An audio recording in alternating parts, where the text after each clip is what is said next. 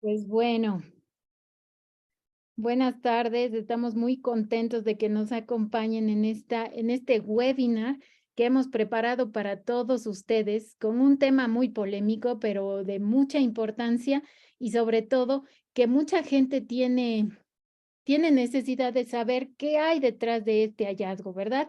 Si reportamos, no reportamos, si es lo mismo encontrar, como conversábamos, si es lo mismo encontrar espermaturia. Bueno, encontrar espermatozoides en un 15 de febrero en una mujer, o encontrar en la orina de un hombre, o encontrar en cualquier otra fecha, pero que sea un adulto mayor, un jovencito, un niño, una niña. ¿Qué hacemos con eso?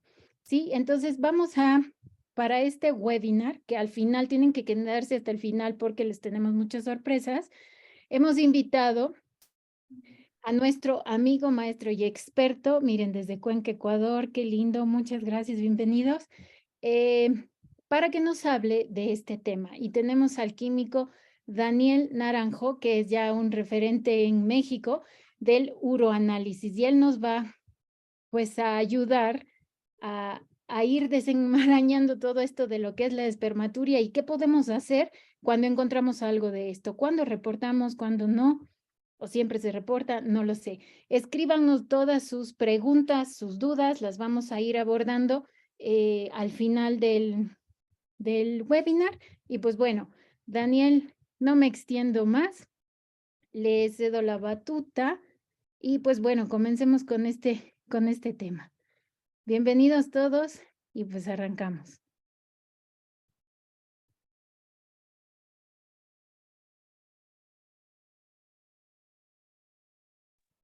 Hola, hola, buenas tardes a todos.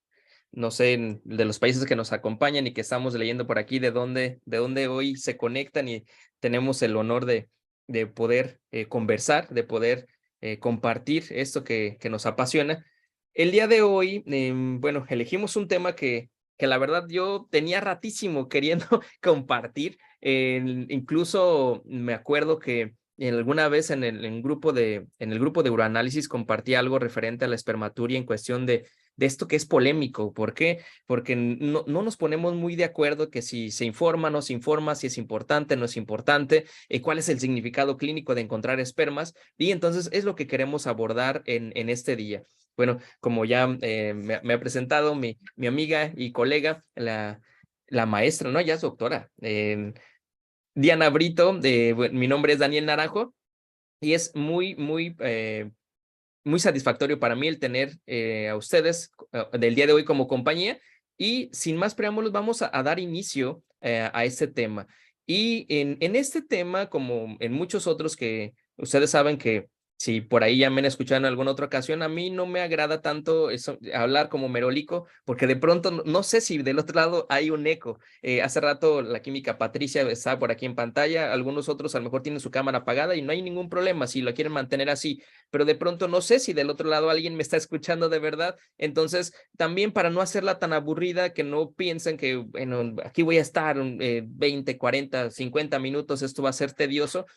Me agrada poder contar con sus participaciones. Entonces, vamos a tener a lo largo de esta plática un par de participaciones en donde ustedes me van a ayudar, por favor, a participar de estas, en donde ustedes van a contestar en una encuesta, ¿sí? Pero además me gustaría que en el chat me vayan poniendo algunas de sus experiencias con respecto a lo que es la espermaturia. Les voy a hacer algunas preguntas y me gustaría que ustedes me respondan en base a su experiencia, cómo han llevado la práctica de esto, cómo les ha ido con respecto a lo que es la espermaturia. Entonces, bien, ¿todos estamos bien? ¿Todo perfecto? Sí, se ve muy bien. Muy, muy bien. Entonces, a ver, déjenme nada más probar el señalador. ¿Se observa bien? Perfecto. Muy bien. Entonces, fíjense, para iniciar con este tema, me gustaría sobre todo que cada uno de nosotros pensáramos en la última vez que tuvimos un hallazgo así, un hallazgo de espermas en orina. Y si esto, ¿a qué estaba asociado? sí nos dimos a la tarea de indagar más allá, es decir, saber si era varón, cuántos años tenía, si tenía una patología adyacente, si había una abstinencia sexual previa, etcétera. O simplemente los informamos o simplemente los omitimos. ¿Cuál fue nuestra decisión al respecto al momento de nosotros encontrar ese hallazgo en el sedimento urinario una vez que nos asomamos al microscopio? ¿Cuál fue? Y desde ahí partir, porque esto de saber si realmente es importante nos tiene que llevar a todo lo demás. Y ahorita vamos a ir viendo cada uno de estos puntos que debemos de tomar en cuenta.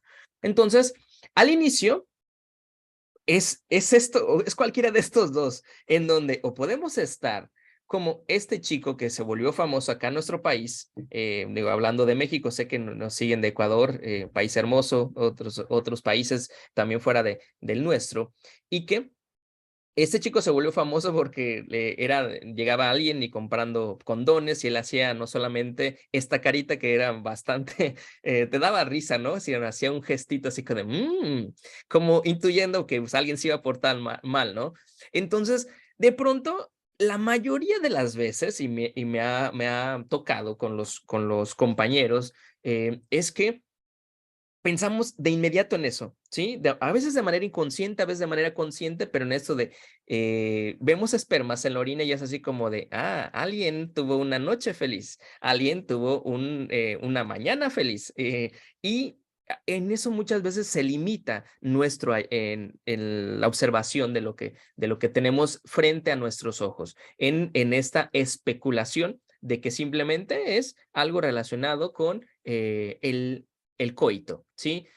Y no nos detenemos del otro lado o podemos estar así en donde haya un problema de fondo, ¿sí? Un problema grande de fondo o grave de fondo y que entonces sigamos pensando así como de, bueno, había espermas en la orina, pero no pasa nada. No es la primera vez que encontramos espermas. Debió haber tenido una noche feliz. Adelante, con lo que tengamos, ¿no? Y no hacemos ninguna indagatoria a más. Acá podemos entender, ¿no? Que no hacemos ninguna indagatoria porque lo consideramos algo normal, una necesidad hasta cierto punto fisiológica, el acto sexual, pero del otro lado, simplemente obviamos o pensamos que esto que nosotros estamos viendo es totalmente, perdón, me salí de la presentación o fue, Sí, se salió. perdón, no sé por qué Ok, entonces vuelvo a lo que estaba platicando. Pareciera que vamos a los dos puntos y nos vamos a los extremos. Y la finalidad de esta plática va a ser entonces que no nos vayamos a los extremos, sino que tengamos un punto en medio tomando en cuenta todas las variantes posibles, ¿sale? Entonces, esa va a ser parte de la finalidad de esta sesión, ¿sale? Entonces, vamos de nuevo. ¿Sí? ¿Todo bien otra vez? No sé por qué me salí, pero Sí. bueno, vamos. Entonces, vamos a iniciar y quiero comenzar justamente con esa pequeña encuesta de participación en donde ustedes puedan darme su opinión con respecto a dos cuestiones principales que tienen que ver con el informe de resultados de los espermas en la orina. Entonces, podemos compartir las. Ok, hagamos el favor de responder a ambas cuestiones. La primera de ellas, quienes no la puedan ver en pantalla o que a lo mejor no estén en ese momento ahí directo a la aplicación, ¿usted informa espermatozoides siempre que los observa en el sedimento? ¿Sí o no? Así tal cual. Respondan sí, respondan no, de acuerdo a su experiencia. Y la segunda es, ¿en qué casos considera que el informe de la espermaturia aporta al diagnóstico médico? Varones de más de 60 años, en varones y mujeres puede aportar, en varones con afección de próstata o no tiene relevancia clínica. ¿Va a contestar la tercera también o solo las dos Solo primeras? las dos primeras, por favor. La última la reservamos para el final. Entonces, las dos primeras nada más, si me hacen favor.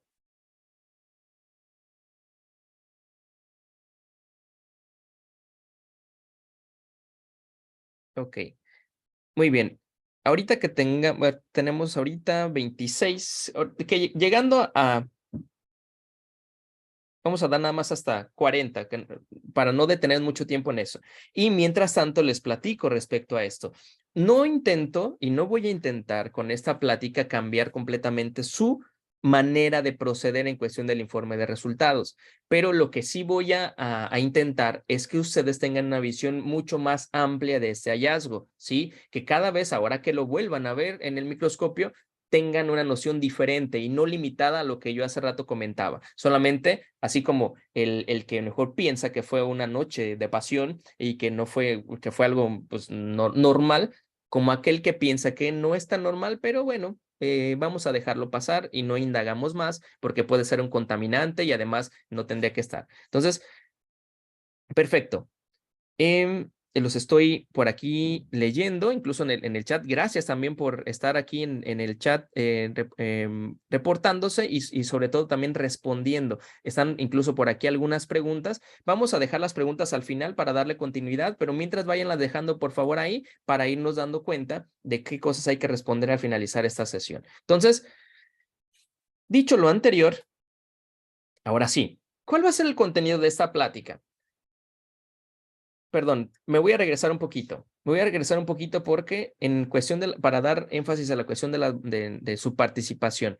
Aquí, la mayoría no informa a los espermas cuando los observa, o bueno, siempre que los observa, no los informa. Es decir, en algunas ocasiones sí, en algunas no. Y en cuestión de en qué casos se considera importante, de acuerdo a sus participaciones, en varones de más de 60 años. Y incluso 2 personas dicen que no tienen relevancia clínica. Perfecto. Justamente es lo que necesitamos para poder tener un contexto de base en el cual desde ahí podemos partir de nuestra percepción inicial. Muy bien. Entonces, ahora sí, bajándole un poco más a nuestras revoluciones para que no se nos vayan ahí tampoco ustedes con la mente demasiado acelerado, vamos a ir sobre la parte del contenido. Primer tema que vamos a ver es bibliografía, es decir, ¿qué nos dice en la bibliografía actual del uroanálisis con respecto a los espermas? ¿Sí? Porque a lo mejor, si ustedes querían buscar respuestas que estén puntualmente en los libros de uroanálisis, se las voy a dar. Les voy a decir de los libros más importantes que tenemos, ¿qué nos dice acerca de la espermaturia? Posterior a ello, vamos a hablar puntualmente de lo que es la espermaturia y algunos conceptos básicos, es decir, ¿de dónde provienen los espermas? Ahí van a decir ustedes, es que esto ya lo sé, eso es de secundaria. Perfecto. Si lo saben, es excelente. Sin embargo, es bueno recordarlo, porque de pronto no es que se nos olvide, es que a veces no lo tomamos en cuenta.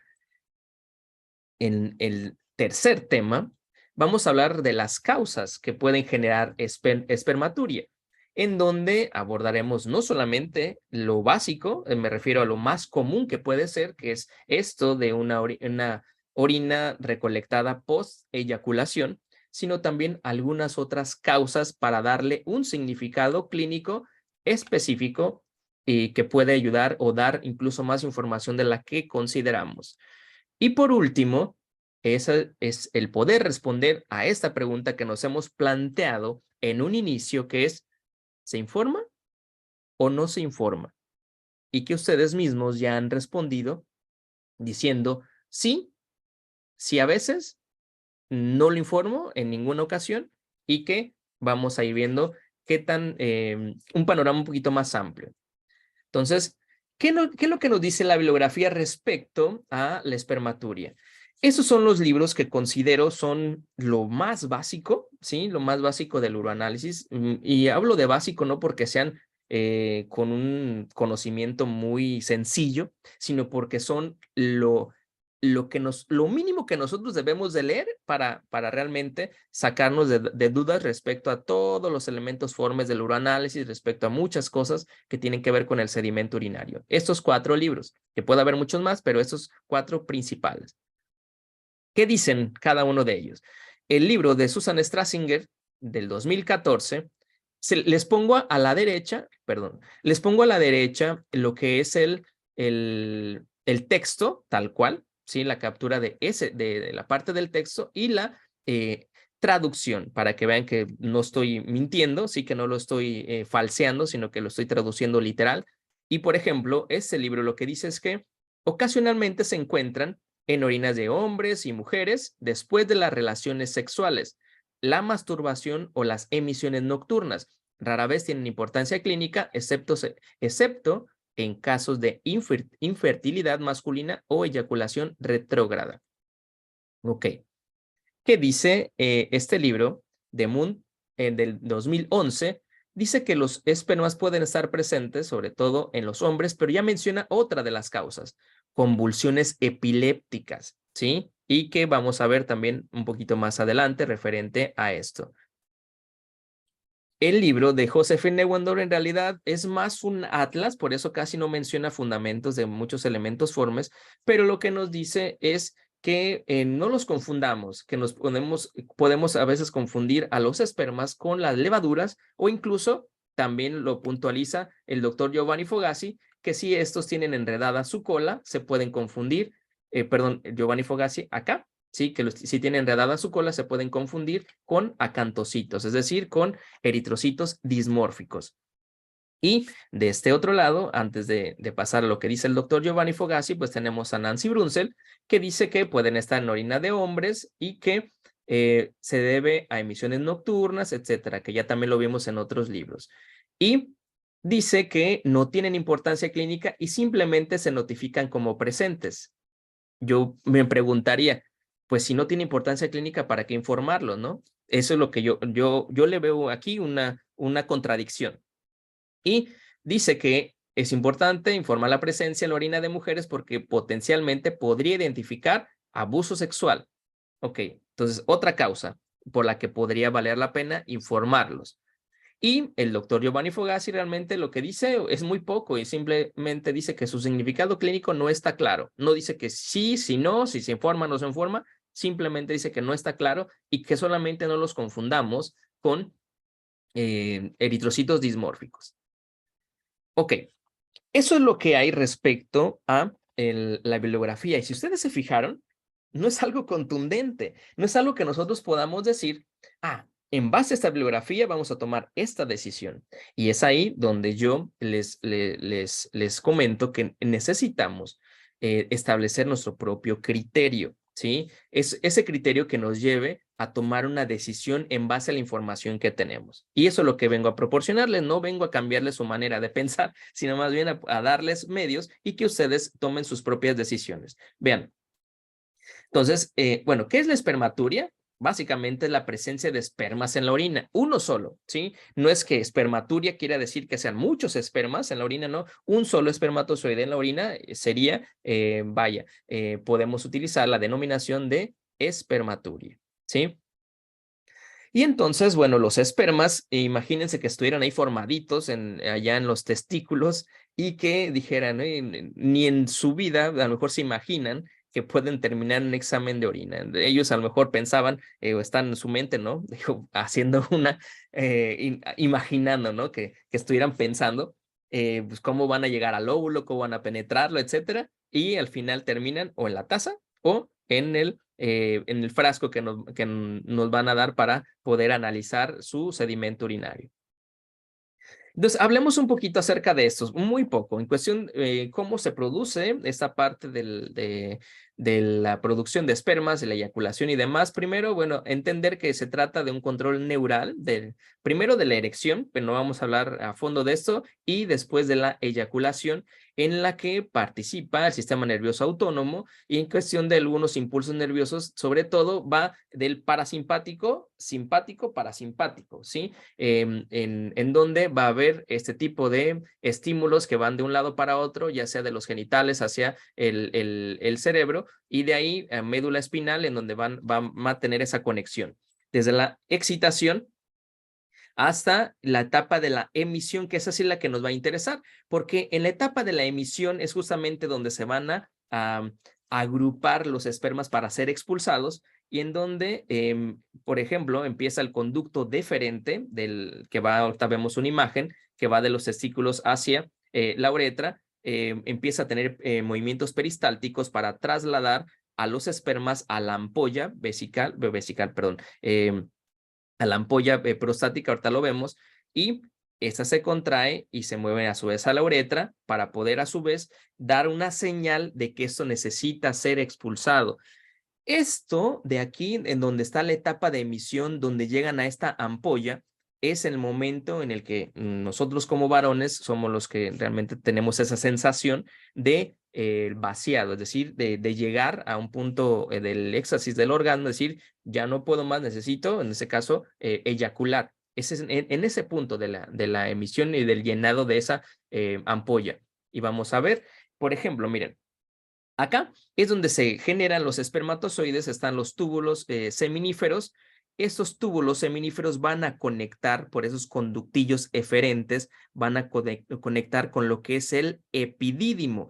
En el epidídimo, una vez que los espermas se generan, aquí es donde van a tener su proceso de maduración.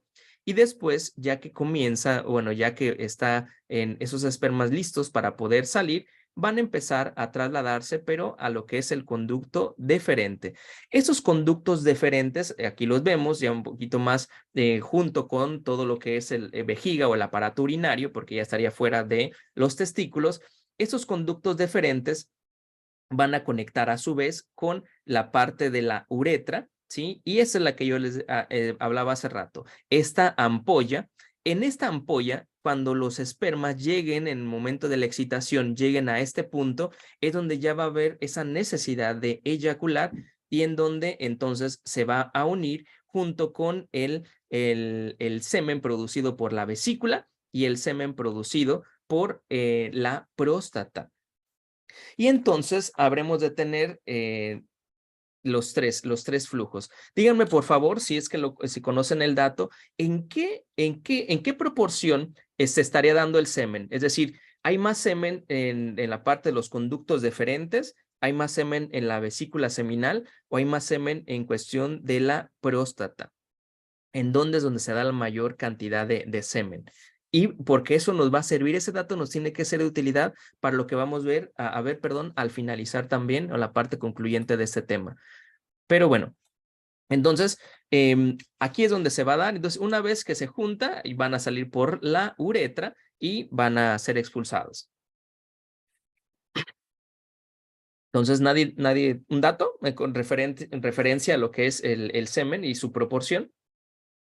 Bueno, aquí tenemos que justamente llegan los espermas desde el epidídimo donde se generaron, bueno, perdón, donde maduraron, y van a llegar a lo que es la uretra prostática, que pertenece a lo que se le denomina uretra posterior. Y en la uretra, aquí en la uretra prostática, es donde se van a unir con el semen de las vesículas seminales y el semen de la próstata como tal. Esto, entonces van a seguir su trayecto hasta poder salir. Y esta parte es importante porque vean, anatómicamente la próstata estaría muy cercana, incluso esta uretra prostática donde se van a agrupar los espermas estaría muy cercana ¿a dónde? ¿Qué hay aquí? ¿Hacia arriba?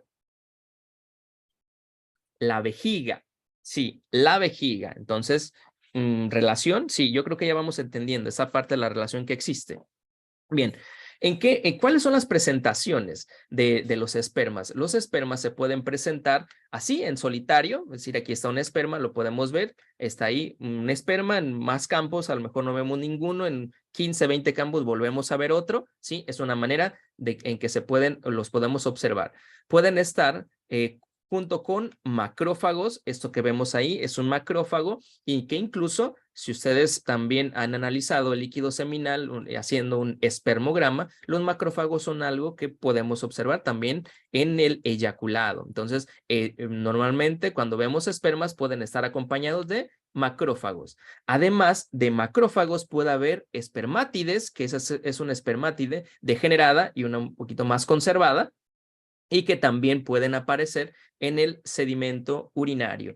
Y además puede aparecer esto, que muy seguramente las primeras veces que lo observamos, no supimos qué era, ¿no? Porque vemos algo como eso y pensamos, ¿a qué se les asemeja? ¿Qué ¿A qué les parece?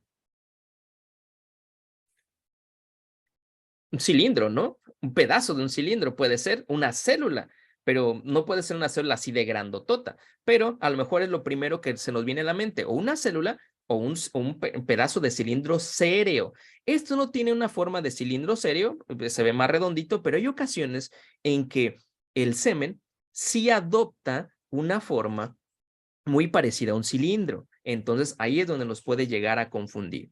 Y entonces esto es líquido seminal, ese semen y que está coagulando o está gelificando por las proteínas. Están cambiando su pH. ¿Cuál es el pH que tiene normalmente el semen? Alcalino. Y está pasando a un pH que normalmente es ácido, el de la orina. Esa es incluso la razón por la cual los espermas, cuando nosotros los observamos, claro que también tiene que ver el tiempo después de que son eyaculados, pero la inmovilidad que tienen es porque ya están muertos, la mayoría. Y esto es porque el pH no les ayuda, un pH ácido los intoxica y por esa razón mueren y por esa razón los vemos inmóviles en el sedimento urinario. Exacto, Daisy, es un pH alcalino el semen. Entonces pasa a un pH diferente y la proteína pues coagula. Y esto no es proteína coagulada, es más bien un cuerpo amiláceo, ¿sí? Y que puede encontrarse sobre todo en, por ejemplo, en hiperplasia prostática benigna, pueden tener ese tipo de hallazgos y como tal habría que informarlo como cuerpo amiláceo. Bien. Y también, bueno, esos son teñidos con azul de toluidina. Esa es una imagen cortesía del químico Héctor Bautista. Con azul de toluidina, vean qué bonito se ven los espermas. Es igual en el sedimento urinario. Y también video cortesía del químico Héctor, vean en campo oscuro y es sedimento urinario. ¿Pero qué tienen?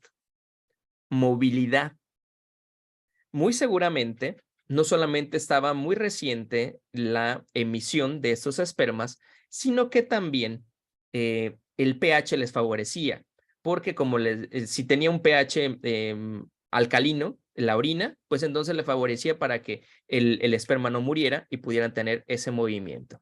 Y otra cosa, antes de pasar a cuestiones incluso de las causas, no confundirlo con las células. En este caso estamos observando una célula del urotelio, normalmente de capas profundas, pero que tiene una cauda pues bastante prolongada, es decir, su citoplasma se elongó en demasía, pero bueno, tiene un núcleo bastante bien definido que simplemente no hay que confundir con un esperma. Sé que no lo hacen, ustedes tienen bastante experiencia en la identificación de espermas, pero por si hubiera alguna duda. Ahora sí, comencemos con esta parte de las causas y que vayamos teniendo esto en mente, el contexto en el que se pueden encontrar. Primero, la más frecuente de todas, claro que sí, que ustedes mismos también enunciaban en sus comentarios, incluso también en las votaciones, es que se debe a una orina post-eyaculada, es decir, una recolección después de tener una relación coital, una relación sexual o también, vaya, que tuvieron relaciones y que se recolectó la muestra posterior a ello. Y obviamente estamos hablando de ambos, tanto de varones como de mujeres, después del sexo. Y aquí, por ejemplo, lo que quisieron estudiar es, después vieron que en los hombres, sobre todo, había esta incidencia de espermas en la orina. Decían, a ver, ¿esto se debe a la actividad sexual o pueden estar ahí sin la actividad sexual? ¿Y qué fue lo que hicieron? De 25 pacientes, analizaron su muestra de orina antes de la actividad sexual o sin actividad sexual y no encontraron en ese caso espermas. Y después de la actividad sexual les pidieron recolectar 3 muestras o en 3 fracciones diferentes después de la actividad sexual o de la eyaculación y encontraron que había, en la primera de ellas se encontró, en el 96% se encontraron espermas, es decir, en 24 de las 25 muestras.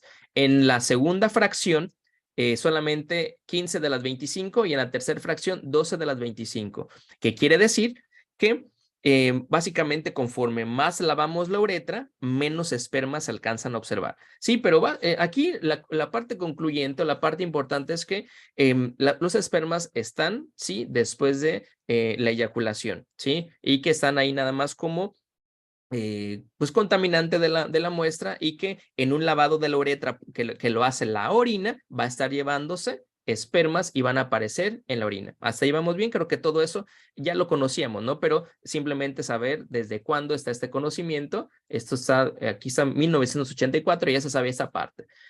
Pero ahora bien, no sé si ustedes se han preguntado cuánto tiempo se observan los espermas en la orina después de la eyaculación. Y este estudio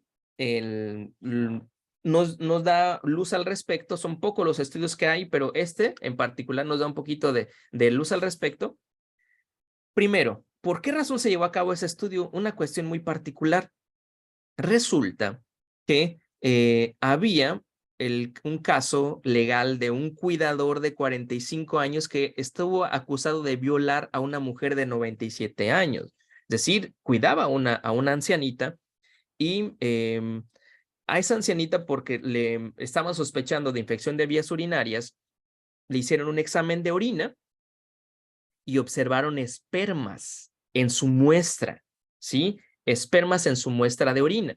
Y entonces analizaron el ADN de esos espermas y resulta que coincidían con el cuidador. Pero, ¿qué fue lo que hizo este tipo? Además de desvergonzado, todavía saben que son maquiavélicas las mentes, empezó a armar su hipótesis y lo que argumentaba es que él no la había violado, que él había tenido relaciones sexuales con otra persona y que estaba muy tomado y que orinó encima de la vagina de esta persona. Y que entonces, pues, esos espermas habían ido para allá, pero de su orina a la vagina de la anciana. Y entonces decían, ¿esto es posible? Y entonces hicieron esta parte de cuál es la viabilidad realmente de los espermas en una muestra de orina. Pero vean hasta dónde llega, ¿no? Ese tipo de casos, ¿no? Pero, bien, ¿cuál fue el protocolo que armaron? 10 hombres sanos, aproximadamente, o su promedio de edad de 25 años, no tenían un diagnóstico previo de infertilidad y les pidieron que tuvieran 48 horas de abstinencia y recolectaron una muestra de orina antes de la eyaculación, una orina, muestra del eyaculado y muestras de la orina post-eyaculación en 3 fracciones también, ¿sí? Y se analizaron a diferentes tiempos, en donde no solamente fueron 3 fracciones de las muestras de orina, sino también fueron 4 diferentes muestras. Es decir, 3 fracciones para la primera muestra, 3 fracciones para la segunda, 3 fracciones para la tercera y 3 fracciones para la cuarta. Y dentro de cada uno, el rango de tiempo, más o menos de 30 minutos, 2 horas, 4 horas, hasta más de 5 horas desde la eyaculación. Y los datos que arrojó este estudio es que básicamente en las primeras porciones de la micción se encuentran más presentes y conforme se lava más la uretra, pues se empiezan a estar más ausentes. Y que es posible encontrar espermas después de la eyaculación, incluso hasta más de 5 horas. Vean que en la mayoría de los 10 pacientes ya no tenían espermas después de 5 horas, pero sí hubo algunos que todavía presentaban restos de espermas. Entonces, nos puede llevar a pensar que por eso es necesario que para evitar esto se tenga una abstinencia mínimo de 12 horas, mínimo de 12 horas, idealmente 24 horas para poder evitar ese tipo de hallazgos que nos puedan llegar a confundir. Muy bien. ¿En qué otros casos pueden estar presentes los espermas cuando hay, por cuestiones de que hay una obstrucción del conducto eyaculatorio y que hay que pues, destapar o incluso remover esa parte de la obstrucción y se hace por un medio transuretral? Entonces, esa resección o remoción del conducto eyaculatorio puede dar, sobre todo, más que de espermas, de fluido seminal que pueda estar en orina. Entonces, puede haber incluso seminuria sin espermaturia, ¿sí? Y puede ser en este tipo de casos. Entonces, para poder tener esa noción de que puede haber seminuria sin espermaturia. Y a la inversa, puede haber espermaturia sin seminuria. ¿En qué caso se daría lo segundo? Que es algo que nos va a llevar a podernos plantear esta idea de que si en en todas nuestras muestras observo proteinuria o no, cuando tiene presencia de espermas. En aquellos pacientes en donde ya básicamente el semen ya ha sido lavado en la uretra y que ya nada más los espermas que quedaron adheridos por el moco en el interior o en la luz de la uretra pueden estar siendo arrastrados a las horas después del eyaculado, entonces ya no va a haber semen, ya no más que va a haber espermas, ¿sí? Entonces, en este tipo de casos vamos a poder encontrar espermaturia sin seminuria. ¿En qué otros casos? En el caso en donde lo que son los conductos deferentes o bands deferens, que más o menos del eyaculado es el 10%, es el mínimo, está en el bands deferens, que necesitan un poquito de semen para poder tener la energía suficiente para poder llegar hasta donde está esta ampolla que hace rato comentaba, en donde la vesícula seminal es quien va a proporcionar la mayor cantidad, más o menos el 60% del semen, y entonces ahí es donde se van a poder reforzar. Pero puede ser que, por ejemplo, este paciente un momento antes no tuvo eyaculación, pero sí tuvo una relación sexual y se quedaron los espermas en la ampolla y en momento dado muchos de esos espermas fueron a dar a la uretra, pero como no hay un semen en tal cantidad porque solamente era el 10% y mucho de ese 10% ya se quedó de residuo en el conducto deferente, entonces podemos tener espermaturia sin seminuria. Y eso nos llevaría a que tengamos espermas sin proteinuria también. Entonces, espero que vayamos comprendiendo esta parte y por qué explicaba el por qué hay una mayor proporción de semen en el conducto deferente, en el conducto deferente una menor proporción y una mayor proporción en las vesículas seminales. Ahí es donde se da la mayor proporción de semen. Entonces, también en algunas otras patologías, aunque haya eyaculación, pero que haya una disfunción prostática, una disfunción de las vesículas seminales, entonces, aunque haya eyaculación, el semen va a ser muy poquito y eso traería consigo que si encontramos una muestra de orina después de esa eyaculación, tenga prácticamente nada de semen. ¿Sí? Entonces, ¿se entiende esa parte? Y si no, al final lo reforzamos si algo de aquí no fuera suficientemente bien entendido. Entonces, ¿por qué también es útil? Además de lo que ya comentamos, ¿qué otra información nos puede dar encontrar espermas en la orina? Bueno, nos podría hablar de infertilidad masculina, en donde, primero, muchas veces cuando hay esta eh, dificultad para procrear, hombres y mujeres, eh, resulta que siempre, bueno, no siempre, pero la mayoría de las veces se le culpa a la mujer que ella es la culpable cuando en realidad es 50 y 50% de probabilidad de que uno u otro sea. Entonces hay que buscarle también o hay que buscarnos también como varones la causa de infertilidad. Y en la infertilidad entonces masculina pueden estar los espermas en las orinas post-eyaculadas y aquí, por ejemplo, haciendo un comparativo del porcentaje de espermas en la orina entre los pacientes infértiles y los que son fértiles, vean que conforme más espermas hay en la orina, hay una mayor probabilidad de infertilidad. Entonces, desde aquí podríamos hacernos una pregunta. ¿Será importante el número de espermas observados?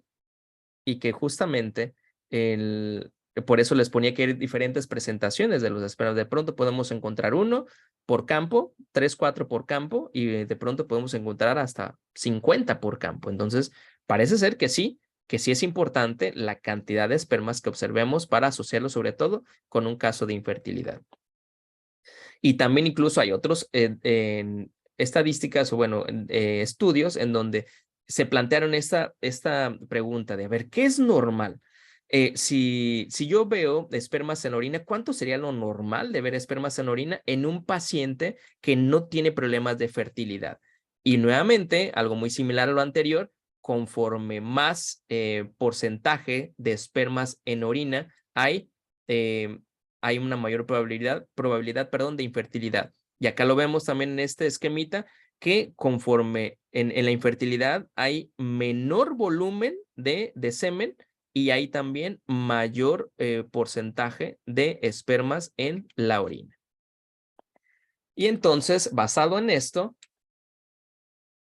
observar una gran cantidad de espermas podría ser significativo, por lo cual, hasta ahorita podríamos decir que podría ser informable e incluso poniendo la cantidad, ¿sí? Pero les digo, sugerencia, y ustedes lo ven, este es un videíto en donde, para que veamos cuestión de la cantidad de espermas que pueden llegarse a observar, vean, es un campo, es una tinción Sterheimer. Vean nada más la cantidad de espermas que se observan en un campo, yo creo que más de 50 fácilmente, ¿no? Ahí están todos. Parece una espermatobioscopía, un espermograma. Hay muchos espermas en cada campo. Hay macrófagos, hay espermátides. Entonces, se las dejo. ¿Será o no será importante? Bueno, ¿y en qué cuestiones está relacionado la presencia de espermas con la infertilidad? Pues bueno, lo que sabemos que es la eyaculación retrógrada. Pero ojo, que la eyaculación retrógrada representa más o menos el 2% de la infertilidad, pero que esto va subiendo porque está asociado a algunas cirugías, tanto del aparato genital como también a la diabetes, a las neuropatías y que ahorita vamos a ver. Y entonces, por ejemplo, este artículo que nos dice es que encontrar espermas en la orina no necesariamente tiene que ser eyaculación retrógrada y que, por ejemplo, este grupo B que tiene solamente espermas en orina y no tiene espermas en el semen es el 8%, pero todos tenían eyaculación retrógrada. No así estos que tenían espermas en el semen y también en la orina, estos podían estar mezclados, algunos que sí tuvieron eyaculación retrógrada y otros que no. ¿Cuál es la conclusión? Que además de poder evaluar la presencia de orina, hay que buscar otras maneras de confirmar. Hay otro estudio que no lo puse aquí, pero que lo que hicieron fue punción suprapúbica para poder sacar de ahí la orina y verificar si los espermas realmente estaban en vejiga o quizá estaban arrastrados por la uretra. Y entonces allí es una manera de confirmar una eyaculación retrógrada. ¿Cómo se da esto si a lo mejor es la primera vez que lo escuchan? Que no lo creo, pero muchos de ustedes que puedan ser a lo mejor estudiantes, ¿cómo se da esto? Pues bueno, de manera normal, todo esto que hablamos de la eyaculación tendría que ir aquí con el conducto deferente, este conducto deferente llevarlo con vesículas seminales y fluido prostático a la uretra y la uretra salir hacia pues la uretra anterior, que es decir, la última porción del pene y salir expulsado. Esto es lo normal, el flujo que tendría que seguir, pero en la eyaculación retrógrada esto no sucede así, sino que esto asciende hacia vejiga. ¿Se acuerdan la importancia de esta parte de la posición anatómica que ocupa? Y aquí tenemos la explicación y es porque el cuello vesical, ¿sí? El cuello vesical tendría un problema para cerrar, ¿sí? En el momento en que se dé la eyaculación, el cuello vesical, hagan de cuenta que por reflejo hace esto, se cierra. Pero cuando hay una neuropatía, hay una deficiencia o porque hay un daño en este sitio, ya no se cierra o se cierra parcialmente y está dejando pasar espermas hacia la vejiga.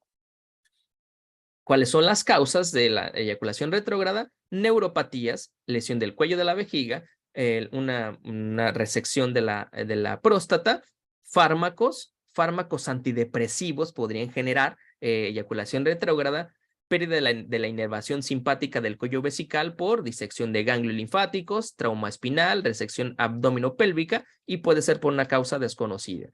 Y causas de neuropatía de forma puntual, están todas estas: inmunes, neoplásicas, infecciosas, tóxico-metabólicas, y aquí resalta esta en particular en la cuestión metabólicas, que es neuropatía diabética. Entonces, diabetes con espermas, más que sospechar de una orina poseyaculada, que sospechar de que hubiera una neuropatía diabética.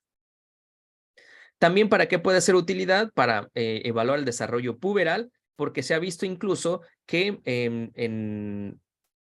para poder evaluar que ya los niños ya pasaron de ser niños a ser un adolescente o ser puberto, además de otros signos como el volumen de los testículos, la presencia de esperma lo daría, y en este estudio, 2 niños que no tenían ningún otro signo de que ya fueran pubertos, se les encontró espermas en la orina, producto pues de que ya había este tipo de maduración gonadal. ¿En qué otros casos más también? Justamente hablando de la pubertad, cuando los niños son expuestos a bifenilos, son expuestos a conservadores de alimentos o los componentes de los plásticos, ¿sí? En donde están expuestos a grandes cantidades, y esto puede acelerar su concentración, bueno, su desarrollo hormonal, y poder tener espermaturia a tempranas edades. ¿Para qué puede ser también útil en cuestión de abuso sexual? Y yo aquí les haría una pregunta, y ya vamos en la parte, en la recta final, no en las últimas diapos, pero ya en la recta final, hacerles la pregunta.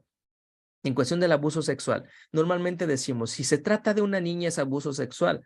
Yo les pregunto, ¿solamente las niñas podrían ser vulnerables para una violación?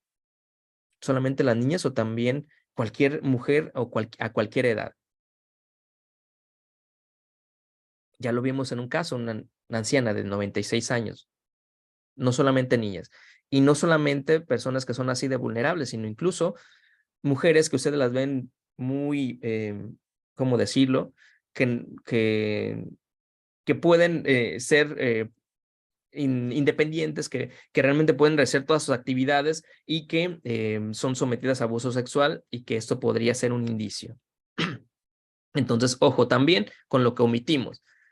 Y bueno, incluso esto ya está en varios artículos en donde se ha puesto en evidencia el abuso sexual a partir de la detección en orina de los espermas.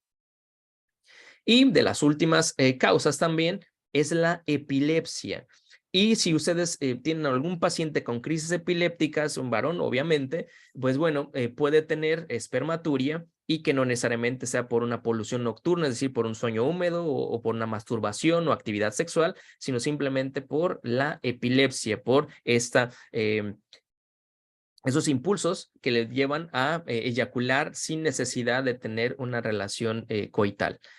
Y incluso hay este artículo bastante interesante en donde este individuo tenía un problema, que se mojaba de forma frecuente, ¿sí? Es decir, tenía eyaculación de forma frecuente, hasta 5 eyaculaciones diarias, sin necesidad de ningún estímulo. Esto le iba generando pues una situación psicológica pues bastante pesada, porque imagínense estar en alguna fiesta, en alguna reunión, o simplemente en su trabajo, y de pronto mojarse y tener que a lo mejor que ir al baño a secarse, cambiarse de ropa. Era muy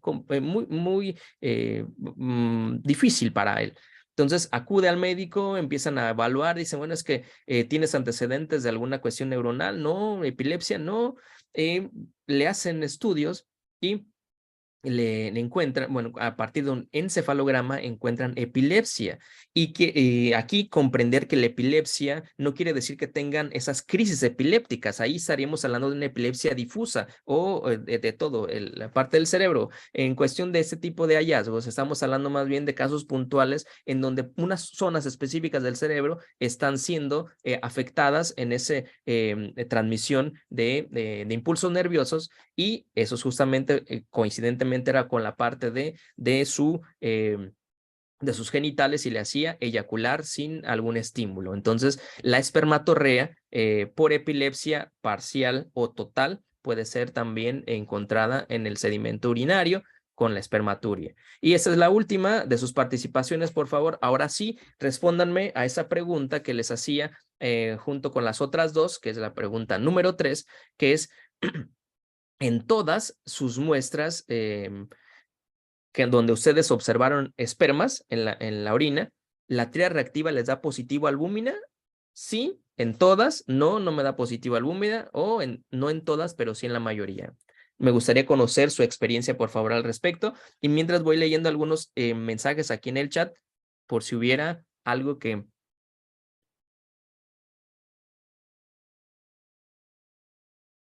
Gracias. Estoy leyendo sus respuestas de lo de hace rato que les preguntaba acerca de si realmente solamente las niñas. Es que de verdad, y es con el afán de hacernos pensar, porque muchas veces lo encasillamos a que solamente las niñas y las niñas, cuando no es así. No es así. Va más allá de solamente las niñas ser vulnerables para un tema de abuso sexual. Entonces aquí ya están 70 participaciones, perfecto. La mayoría dice no en todas, pero sí en la mayoría de muestras se observa lo que es o se detecta la albuminuria.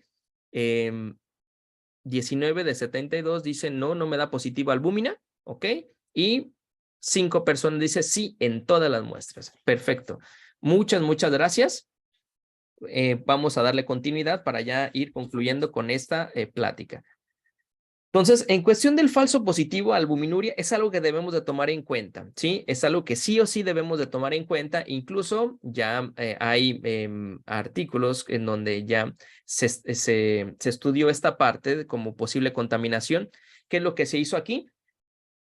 Se hizo como una mezcla, esto de orina con semen.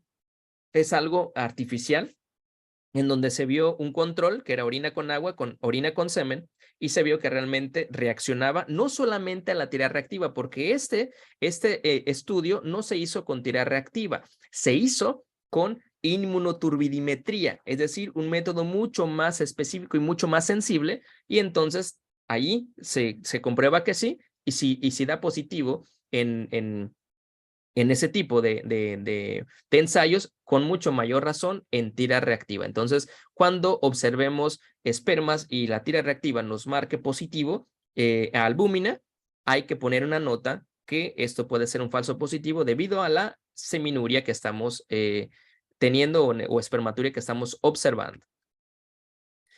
Y por último, esto es de los únicos artículos en donde se habla acerca de qué hay detrás de la espermaturia encontrada pues, en el sedimento urinario, y básicamente se ha tratado de asociar a muchas causas, pero aquí de las únicas que es significativa es tener un historial clínico de una enfermedad cardiovascular, ¿sí? Y ahí puede estar incluida, pues, obesidad, diabetes puede ser también, pero eso es de lo único que nos podría condicionar a esta parte de la espermaturia, y habrá que ver el contexto del paciente, como ya ustedes bien mencionaban en los comentarios. Conclusiones para pasar a las preguntas, porque espero que tengan preguntas, espero que también puedan debatir algunos temas o simplemente con las preguntas será suficiente. Conclusiones finales. Ya vimos que la bibliografía del uroanálisis realmente no aporta mucha información, pero a grandes rasgos, si las juntamos todas, sí nos habla de lo que ya vimos, que puede ser un problema epiléptico, que puede ser por una cuestión de abuso sexual, que habrá entonces que informarse en consecuencia, que puede ser por una eyaculación retrógrada, y entonces ya tenemos todo ese contexto y podemos decir que no solamente puede ser por una orina que se recolectó después de las relaciones sexuales. Hay que decir también que es importante que esto se tome en cuenta desde el momento en que llega la muestra y cuestionar a los pacientes. Y si no los cuestionamos en su momento, si no lo desean así, tener su número a la mano para cuando tengamos este hallazgo comunicarnos y decirle: señor, encontramos esto en su orina, quisiéramos saber si fue producto de una orina recolectada post-eyaculación o puede ser algo más. Y estoy seguro que el paciente no nos va a mentir porque va implícito ahí su diagnóstico. Entonces, eso podemos hacer para poder tener el contexto completito. Otro más, bueno, el significado clínico ya vimos que se pueden presentar espermatozoides, semen, macrófagos, y en cuestión del significado clínico y de lo vemos acá, del significado clínico, debemos de tomar en consideración todas las posibles causas, en donde no solamente es en relaciones sexuales, no resumirlo en eso, no solamente decir que los mayores de 65 años, no solamente ellos pueden tener ese tipo de afecciones. Cualquier otro paciente que tenga incluso diabetes y una diabetes maltratada, pues podrá tenerlo. Además, algunos pacientes que tengan algún problema que ni se habían dado cuenta en próstata y que no tengan esa edad, o incluso algunas malformaciones o incluso algún problema generado después de una cirugía. Y por último, decisión de informar o no, se las dejo a su criterio. Pero si a mí me preguntan, si a lo mejor fuera la pregunta de ustedes de manera puntual, ¿usted, químico, sugiere informar o no? Yo les diría sí en todos los casos, porque no sabemos si aquella mujer en la que le encontramos espermas está o no vulnerable y pudo haber sido abusada sexualmente. No sabemos si esa mujer a lo mejor tiene su pareja, incluso todo normal, su vida sexual, acto sexual consensuado, pero resulta que tiene una contraindicación de mantener relaciones sexuales, ya sea por un procedimiento quirúrgico o porque esté tratada por una cervicovaginitis. Eso es algo que una amiga, a quien aprecio mucho, una ginecóloga, le preguntaba, doctora, para usted, ¿en qué momento sería trascendente esto? Y básicamente solamente en esos casos. Sería donde esté contraindicada la actividad sexual y a partir de un examen de orina estemos detectando que tuvo actividad sexual, lo cual pues no era recomendable por su estado de salud.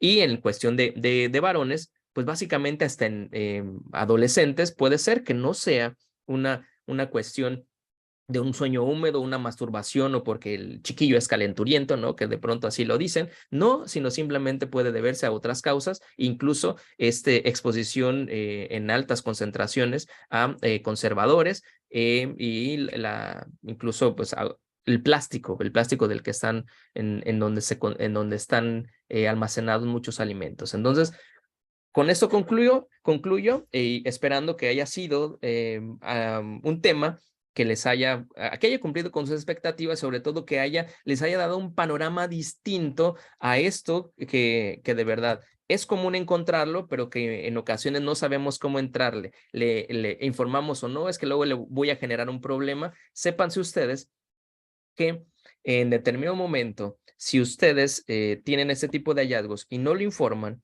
podemos pecar de cómplices en cuestión, por ejemplo, de un abuso sexual. Muchos decimos, es que no me quiero meter en problemas por esto. Híjole, podemos meternos en más problemas si lo omitimos y después se comprueba que pudimos haberlo informado desde aquel momento en el que lo observamos, pero lo quisimos evitar por evitar ese tipo de problemas. Entonces, de mi parte es todo. Aquí están mis datos y con mucho gusto he estado este día, esta tarde aquí con ustedes. Gracias por haber permanecido. Los más de 100 participantes que estuvieron aquí, gracias por su interés. Quedo atento a sus dudas. Bueno, muchas gracias de verdad a todos. Y pues bueno, para los que se queden hasta el final les vamos a tener una sorpresa, pero váyannos contando en lo que vamos respondiendo todas estas preguntas. ¿Qué les ha parecido este webinar? Como dice Daniel, si superó sus expectativas, más o menos, esperaron encontrar más información. Váyannos contando, díganos qué les pareció y si pueden en una sola ¿cómo se llama? Miren, ahí está, excelente exposición, gracias, ok, muy bueno, pues qué bueno, qué bueno. Y yo quería también ver cómo ustedes se sienten ahora que un experto, que un colega que también sufre lo mismo que ustedes y que ya investigó muchas bibliografías y nos trajo un poquito más masticado el tema. ¿Cómo se sienten? ¿Se sienten apoyados gracias al criterio del experto que les intentó orientar un poquito más? ¿Tienen mayor confianza ahora en lo que van a ir a reportar, van a pensar, les dio curiosidad? ¿Qué es lo que sienten? Cuéntenos. Excelente información, nos dice. Excelente, Daniel. Pues bueno, qué bueno, qué bueno. Pues bueno, excelente, muchas gracias. Pues bien, cuéntenos entonces, ¿se sienten perfectos? ¿Se sienten mejor, con más confianza? Excelente aporte, un aporte enriquecedor. Perfecto. Entonces, Daniel, ¿qué hacemos? Les damos más seguridad. Miren, gracias por el webinar, aprendí mucho. Excelente aporte. Se debe a, sí, nos iban preguntando, Daniel, vamos a ir contestando unas preguntas y luego vamos a ir dando más nociones de lo que les tenemos. Dice que si se debe reportar por cruces, por campo, ¿cómo se reporta este hallazgo? Bien, yo en ese sentido sugiero que vayamos por lo menos sí por cruces. Yo creo que en cuestión de hablar por número sería como ya demasiado, porque no estamos hablando de un espermograma, ahí donde sí valdría la pena sí cuantificar. En este caso, considero que informarlo por cruces sería suficiente como para incluso poder diferenciar entre lo que es una cruz, que serían con de uno a lo mejor hasta 5 por campo, y de ahí hacia arriba, porque esto podría estarnos hablando de que simplemente fue quizá el lavado de la uretra, pero cuando encontramos estos hallazgos de que son más de 50 por campo, créanme que aunque haya tenido actividad sexual previa, no se van a ver esa cantidad de espermas, no se van a ver esa cantidad de espermas, porque imagínense ustedes nada más, uno como hombre y ustedes también que tienen su pareja, saben que después de la actividad sexual dan esas ganas de orinar. Entonces, además de la eyaculación en donde salen pues muchos espermas y el semen, después de eso uno orina, entonces hay un lavado ya inicial de la uretra desde el momento. Sí, entonces ya cuando se recolecta la orina, que puede ser normalmente se tiene actividad sexual en las noches, al día siguiente cuando se recolecta la muestra, ya no puede haber tal cantidad de espermas. Y este caso, por ejemplo, esas imágenes que les presentaba yo de esa cantidad de espermas, era un paciente con un problema prostático. Entonces, no es normal encontrar en cantidad de espermas, por lo cual se sugiere que sí se informe por cruces. Esa sería mi sugerencia, porque no es que yo sea la ley en esto, en realidad no lo soy, simplemente es que no tengo manera de una bibliografía para respaldarlo, pero en su momento tendrá que haber un mayor respaldo bibliográfico y esperamos también que en la guía de estandarización de uroanálisis, que la segunda edición que estamos o que escribimos con el Instituto de Estandarización en Laboratorio Clínico del Perú, puedan ya aparecer ese tipo de sugerencias, también basadas en no solamente en experiencias, sino también en los estudios recientes que ya hay al respecto. Muy bien, perfecto. Algunos nos dicen, en mi lugar de trabajo reportamos en número, pero solo en varones. Tienen muchísimas dudas, mucha curiosidad y a mí me da mucha emoción, la verdad. Jamás hemos tenido tanta gente en un webinar y pues yo quería ver ustedes qué opinan si comprometemos al químico Daniel Naranjo a que mes con mes nos venga y nos oriente un poquito más sobre o nos dé consejos sobre la identificación, el significado clínico, cómo deberíamos informar todos los elementos formes que se nos crucen en nuestro microscopio y también que nos diga sobre todo con qué detalle deberíamos informar, que nos eche una manito con esto. ¿Qué opinan ustedes de que le molestemos con esto y lo comprometamos? Ya, Daniel ya le estoy comprometiendo, pero a ver qué opinan todos ustedes. Mire, me dice, sí, sí, sí, por favor, voto por eso. Eso, perfecto, excelente. Una retroalimentación constante, exacto. Totalmente de acuerdo. Miren, están de acuerdo y yo estoy muy contenta con que ustedes estén de acuerdo porque yo también estaba muy de acuerdo con eso. Y por eso les tenemos una sorpresa y luego vamos a seguir compartiendo las preguntas. Yo sé que les estoy molestando aquí teniéndoles en este webinar, aunque ya hemos pasado la hora, pero miren lo que nosotros les tenemos para ustedes.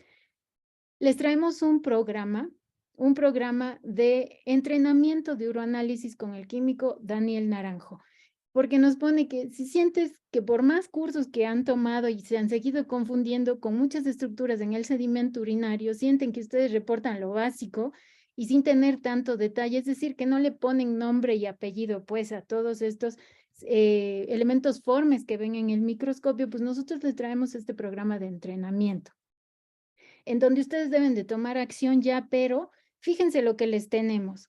Ustedes van a tener mes con mes más o menos unas 10 fotos de sedimentos para que hagan la identificación de un elemento forma en específico cada uno de los meses. Van a subir sus respuestas y van a tener una retroalimentación por parte del químico a través de un informe en donde vamos a decir qué tanta concordancia tienen con lo que él reportaría, ¿sí? Esto les sirve también como intercomparación frente al experto. Después de esto, ustedes van a obtener mes con mes un certificado de participación del programa de entrenamiento sobre ese elemento forme del mes y además un informe para ver qué reportó los otros participantes, obviamente esto es anónimo, y qué reportaron ustedes para que vayan viendo en dónde se encuentra. Van a tener además un video mensual en donde el químico va a explicar el análisis del por qué se trata de ese elemento forme, de por qué es importante que lo identifiquen y con ese nivel de detalle, es decir, como les comentaba, darle nombre y apellido y cómo ustedes deberían reportarlo. Y además un PDF con toda esta información, donde conste también las fotos de lo que él vio en el sedimento y que ustedes puedan ir creando su propio atlas de consulta. Y por si esto fuera poco, como nuestro objetivo es apoyarles a ustedes para que vayan desarrollando esta habilidad de identificación de cualquier elemento forme que se les cruce en su microscopio, les vamos a dar unos bonos, que es el acceso a nuestro curso taller de 16 horas de duración, en donde ustedes van a ver videos del químico procesando, van a tener consejos de cómo deberían hacer la tinción de los elementos formes para que los identifiquen mucho mejor. Y todo lo mejor de todo esto es que cuando terminen el curso van a tener un certificado de que terminaron el curso y además va a estar disponible por todo el año, ¿no? El siguiente bonus es que nosotros el año pasado hicimos un programa piloto donde participaron más de 25 personas y ellos nos dieron, obviamente en un programa piloto, pues aquí nosotros hicimos casos clínicos. Les dimos un caso clínico, fuimos viendo fotos del sedimento, cómo llegó la muestra, cómo se vio en el sedimento, qué hizo el químico para identificar y al final cómo se reportaba. ¿Sí? Les dimos videos explicativos del caso clínico y los PDFs. A todas las personas que participaron en nuestro programa piloto tienen acceso gratis porque ya son nuestros clientes a este segundo programa. ¿Sí? Esto costaba $150 y va a venir totalmente gratis para todos ustedes. Tienen que saber que la vida es de los que toman acción. Y también una maestra mía dice que toda educación sin acción, todo conocimiento sin acción genera frustración. Entonces ustedes aquí con nosotros van a practicar, practicar y practicar. Y entonces, si la vida es de los que toman acción, yo pregunto, ¿por qué no ustedes y por qué no ahora? Acompáñennos en este programa de entrenamiento y esta es la sorpresa que les tengo, porque el programa cuesta $147 por el año. Pero como ustedes están aquí, todos los que se quedan aquí van a tener una promoción de 117, pero solamente por 24 horas. Nadie sabe todavía de este programa. El día jueves lo vamos a soltar al público, pero ya va a acabar esta promoción. Si ustedes necesitan, quieren, les voy a dejar el link aquí, se registran, aquí tienen las opciones de pago para Ecuador, para otros países o si quieren pagar con tarjeta de crédito o débito. Y esto es lo que les dejo el link, les voy a mandar por mail, también van a tener acceso a este webinar que no van a estar en las redes sociales para todos y pues bueno, esta era la sorpresa que les tenemos, si les gusta, si quieren, pues ahí está. Y continuamos si quieren con las preguntas que tenemos. Nos dice, ¿cómo saber si la orina se ha contaminado con semen? Fácil, sería el observar como tal el semen. Como decía hace rato, en realidad el semen por tener proteína, esta va a coagular a un pH distinto. Recordar también que de las propiedades de las proteínas está ese punto isoeléctrico que les favorece más a las proteínas, puede ser alcalino, puede ser ácido, y en este caso en el particular del semen, pues va en pHs ácidos va a tender a coagular, a formar ese gel y lo vamos a observar así, gelificado, que pareciera tan liso como si fuera un cilindro serio, pero que normalmente adopta formas totalmente diferentes a lo que es un cilindro, pero que en ocasiones podría llegar a tener una forma parecida a un cilindro, nos puede llegar a confundir. Entonces, simplemente lo que tenemos que hacer es visualizar, sí, el líquido seminal coagulado, pero también observar espermas. Si nosotros a lo mejor estamos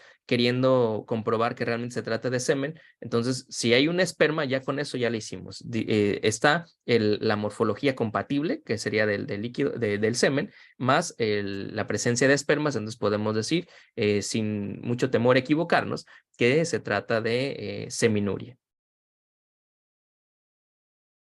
Dice, ¿qué nos dice? Bueno, aquí nos cuentan que ya se dio un caso de una paciente mujer en estado de coma que era abusada por el enfermero que le realizaba el aseo. Entonces el reporte de espermatozoides en orina es muy importante. Así la paciente use Foley. También nos dicen, para un examen de albuminuria, ¿se debería solicitar abstinencia sexual para evitar falsos positivos?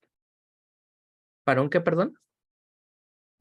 Para un examen de albuminuria. Sí, sí, sin duda se tiene que, ahí es donde más, pero incluso de forma general, tendríamos nosotros dentro de las indicaciones preanalíticas, instruirle a nuestros pacientes, tanto hombres y mujeres, que hay que tener esta abstinencia sexual previa de al menos 24 horas. Sí decíamos que, bueno, de 12 horas incluso puede ser suficiente, pero 24 podría garantizar que no haya ningún residuo de actividad sexual previa y entonces también no haya esos falsos positivos en la albúmina y que, como vimos, no solamente si es tira reactiva, incluso con inmunoturbidimetría, recuerden, el semen tiene albúmina y entonces esa misma albúmina pues va a incrementar la que ya había en orina si es que la había y si no había pues le va a poner un falso positivo.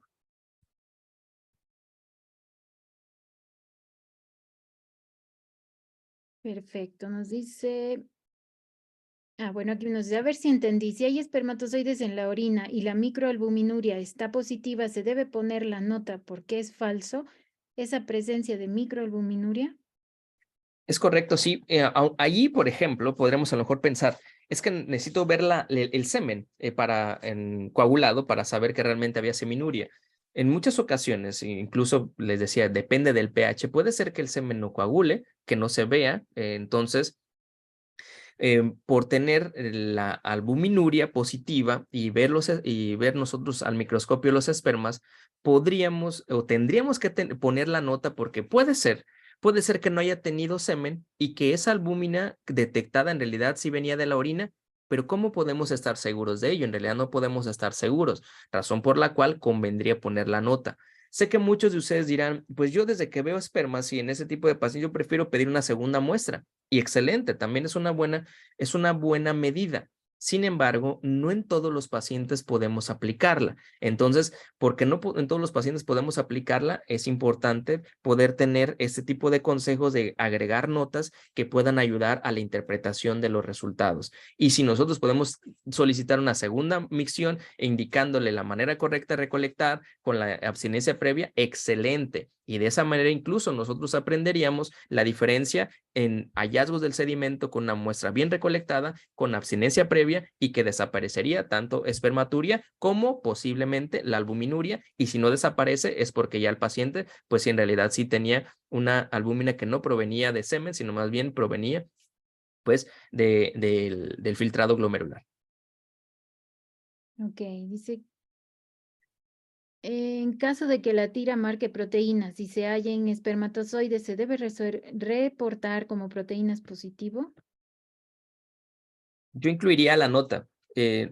Pueden ustedes tomar dos decisiones. La primera de ellas sería que si ustedes han dado las indicaciones y que esto debe de tener una abstinencia sexual previa y que a todas luces parece ser, si ya ustedes incluso lo corroboraron al teléfono, de que no se tuvo esa abstinencia sexual, puede omitirse el examen químico por esta razón, porque realmente podría haber algún falso positivo.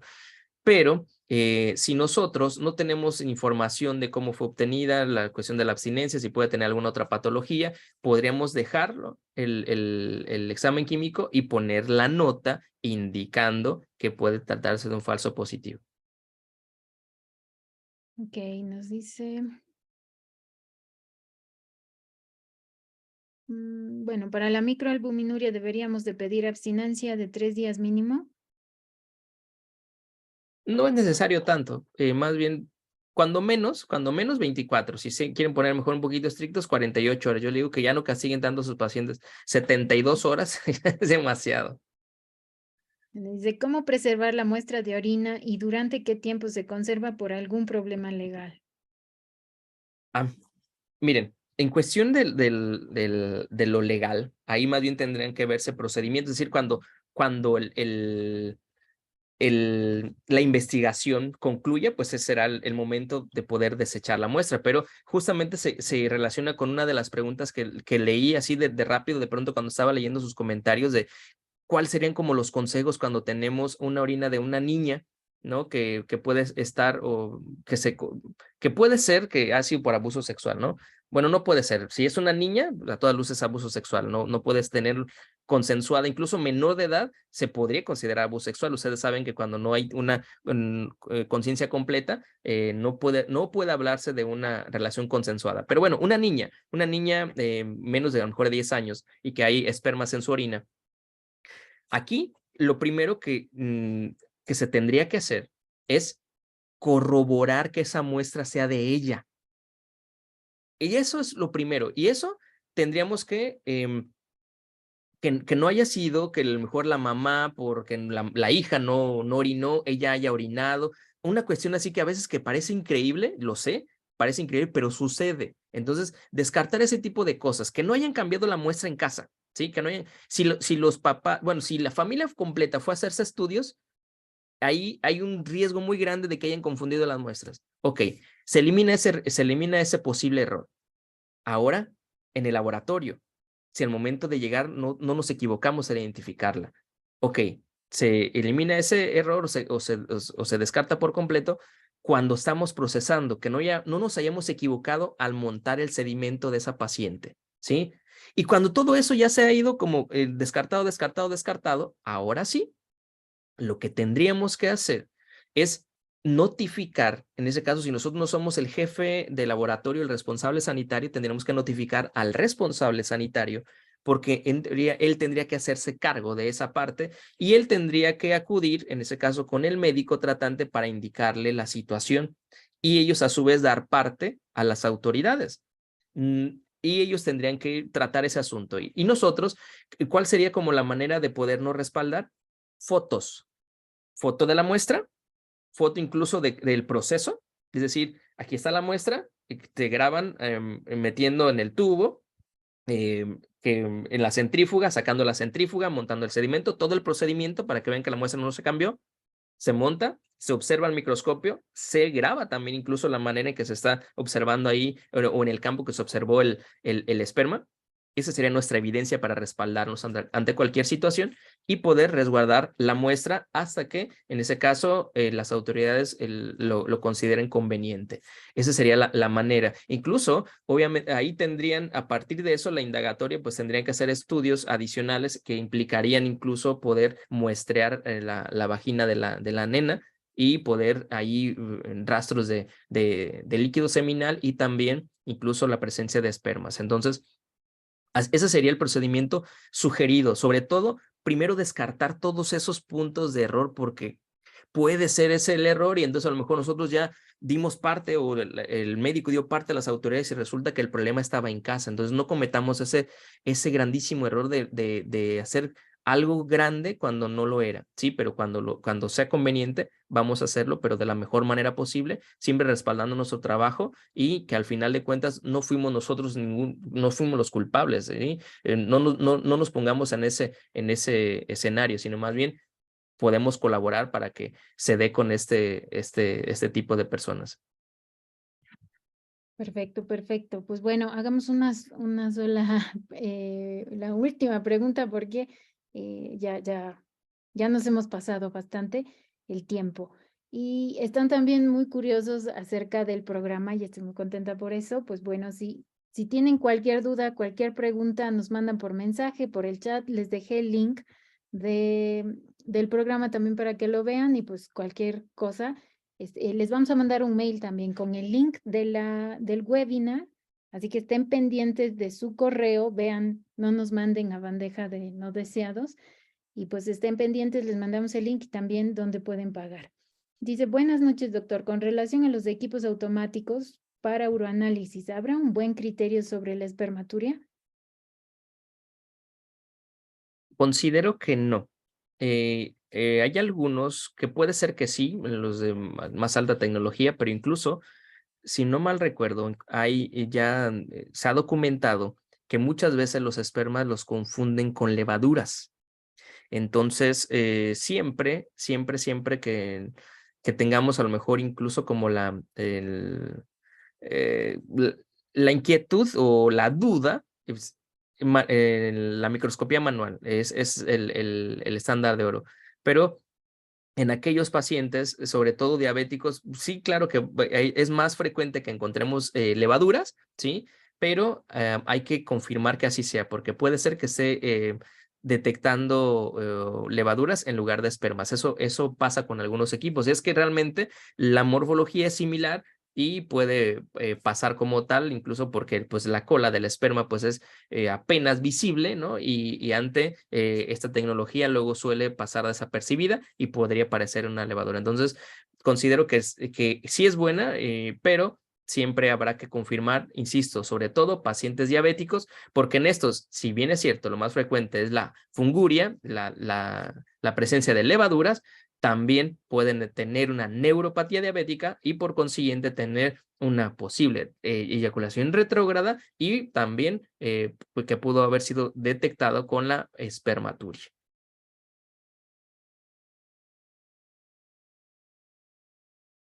Y ahora tenemos muchas preguntas. ¿Qué tan recomendable es hacer la determinación de la proteína P30 en una muestra para saber en una muestra si está contaminada con semen y no se encuentran espermatozoides? Esta es la última. Pues yo no lo consideraría un examen que pueda ser, vaya, tan recomendable, a menos que estuviéramos hablando de un inminente caso, un riesgo muy elevado de abuso sexual, quizá, pero por otra parte, hay un examen de orina visto el sedimento urinario en el microscopio, pues puede sacarnos de dudas sin ningún problema haciendo repetición de esta muestra o incluso centrifugando y concentrando y preparando el sedimento de toda la muestra. Entonces, considero que no es tan recomendable, al menos no en nuestro laboratorio clínico. Habrá más bien este tipo de procedimientos, dejárselo para pues, asuntos un poquito más fuertes que sí requieran el confirmar o descartar el hallazgo. Perfecto, perfecto. Pues muchísimas gracias. Seguiríamos aquí, pero si ustedes quieren una segunda parte de todo esto, o escríbanos también a nuestro chat, síganos en las redes sociales, mándenos un WhatsApp, un mail, lo que ustedes quieran, del tema que a ustedes les gustaría que nosotros traigamos en esta parte del uroanálisis o en cualquier otra parte de lo que quiere ver con, bueno, tiene que ver con el laboratorio clínico. Muchísimas gracias por estar aquí, por haberse quedado a estas altas horas de la noche, incluso después de haber trabajado. Ha sido un gusto verlos. Espero poder verlos también en el programa. Cuídense mucho, que tengan muy buenas noches. Daniel, muchísimas gracias. Siempre es un gusto participar y tener contacto con usted y todo su conocimiento. Que tengan muy buenas noches. Gracias a todos. Nos vemos en el programa. Buenas noches. Buenas noches a todos y muchísimas gracias por su participación y asistencia. Espero haya sido de su agrado. Bonita noche y que descansen.